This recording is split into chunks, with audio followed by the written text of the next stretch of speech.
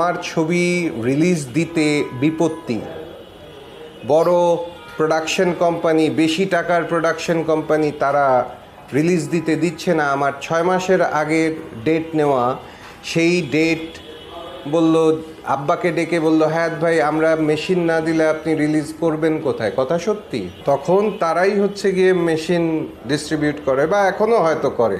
এখনকার সিনারিও একটু চেঞ্জ হয়েছে। তখন তাদের অন্যরকম ক্ষমতা ছিল। তো বললো যে আপনি কোথায় রিলিজ করবেন? রিলিজ ডেট যদি, হ্যাঁ ওই ডেটে আসবেন আসেন, কিন্তু আমরা দেবো না, মেশিন দেবো না, আপনি কোথায় রিলিজ করবেন? তখন আমাকেই আব্বা বলল, আমি বাংলাদেশ ছাড়তেও চাইনি। তখন আমাকে আব্বা বলল, চলে যাও বাংলাদেশ ছেড়ে, এখানে থাকা তোমার জন্য, আমি চাই না তোমার কোনো।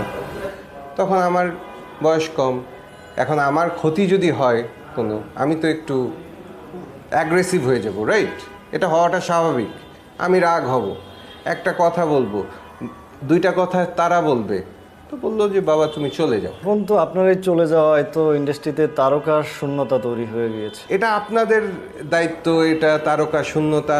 কাউকে যদি রাখতে হয় তাকে সেই সম্মান দিয়ে রাখতে হবে।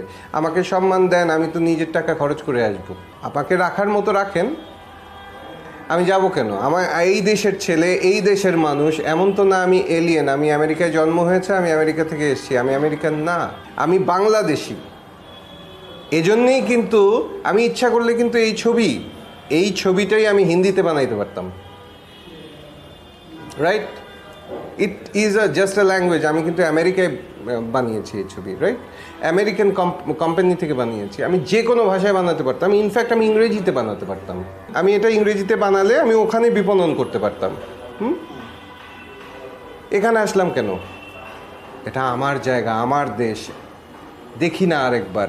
না হলে কি, যদি ছবি আমার ভালো না লাগে দর্শকের, আমি বুঝবো যে okay fine, bye bye Bangladesh. কিন্তু আমি সিনেমাই বানাবো, বলে গেলাম, স্প্যানিশ বানাবো।